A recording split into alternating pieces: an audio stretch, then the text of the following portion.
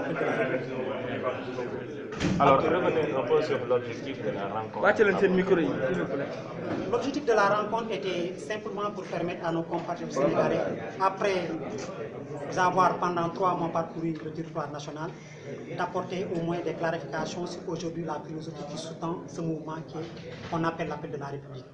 Il était fondamental, compte tenu surtout des interpellations des uns et des autres, qu'on en arrive aujourd'hui à vous inviter à cet entretien qui certainement permettra aux uns et aux autres de comprendre qu'effectivement dans ce pays, il y a quelque chose qui bouge et c'est du fait quand même de Sénégalais épris de paix, de justice et de transparence dans la gestion des affaires publiques qui ont voulu quand même se regrouper dans un cadre de concertation et d'échange.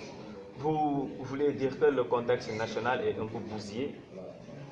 Nous ne dirons pas les choses de cette façon, mais simplement expliquer qu'aujourd'hui, ce qu'on a constaté sur l'échiquier politique national, c'est une certaine léthargie dans les formations politiques. À la limite, des frustrations de la part des uns et des autres. Ce qu'on a constaté aujourd'hui, c'est l'affrontement d'un camp contre un autre.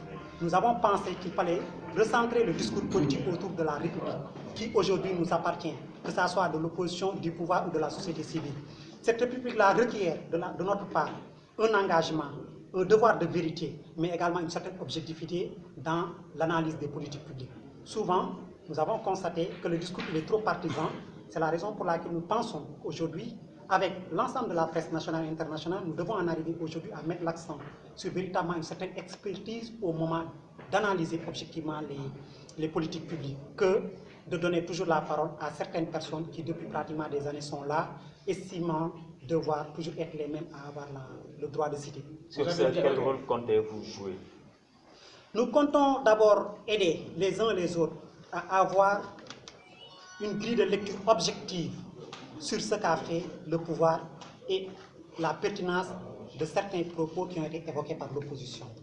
Je pense qu'il s'agit pour nous d'inviter les Sénégalais à comprendre que, en dépit de tout ce bouillonnement que nous constatons sur la scène politique nationale, il est important de se poser une seule question. Où voulons-nous aller avec notre République? Que voulons-nous faire avec notre République? Que d'être là à défendre l'indéfendable ou à soutenir l'insoutenable? Ou bien à avoir ce discours nihiliste? C'est pourquoi nous disons que la société réclame autre chose que l'outrance des uns ou le déni des autres. Il faut recentrer le débat autour de l'objectivité, de la sincérité et de l'obligation de dire les choses de façon vraie. Parce qu'il y va de l'image de notre République, il y va de l'image de l'homme politique sénégalais, il y va de l'intérêt supérieur des populations qui ont besoin d'avoir la bonne information pour ne pas avoir la malchance d'avoir été emballé par quelqu'un qui prêche le faux. Monsieur, vu à ce bouillonnement récurrent, comment le mouvement l'appel de la République constitue à partir de son nom sur le climat politique? L'appel de la République va certainement et sans doute apporter du sang neuf. Pour la bonne et simple raison, ce qui constitue ce mouvement, les membres de ce mouvement-là sont des exemples de réussite du point de vue social, intellectuel, professionnel. Ils sont à des stations de responsabilité qui leur permettent de pouvoir s'épanouir convenablement. Mais compte tenu aujourd'hui de ces enjeux électoraux-là, il est important qu'on arrive à faire comprendre aux uns aux autres que les politiques ne sont pas les seuls à avoir le droit de citer. Nous avons la chance que dans ce mouvement-là, pratiquement la très grande majorité des membres qui composent ce mouvement n'ont jamais fait de politique. Ils n'ont jamais fait de politique et estiment qu'aujourd'hui, il est important qu'on montre que la chose politique, c'est l'affaire de tous les citoyens, pourvu qu'on accepte d'être en phase avec nos principes, nos valeurs, notre éducation, notre éthique, parce que un homme de travers, vous faites de lui un président, il sera un président de travers. Un homme de travers, vous faites de lui un ministre, il sera un ministre de travers. D'où la nécessité aujourd'hui, à ce que ces gens-là, qui ont suffisamment apporté la preuve de leur capacité à pouvoir se frayer un chemin pour accéder à des niveaux de responsabilité, sans le soutien d'un acteur politique, puissent aujourd'hui accéder, n'est-ce pas, à ce terrain-là pour montrer qu'on peut bel et bien faire de la politique en étant en phase avec ce qu'on appelle les valeurs comme l'éthique, la moralité, l'intégrité. Si comme vous avez salué le PSA, donc comptez-vous soutenir le président au président? Tout à fait, tout à fait. Nous avons estimé qu'aucune œuvre n'est parfaite. Nous considérons en toute lucidité qu'il y a des choses qu'il faut améliorer dans la gestion des affaires publiques.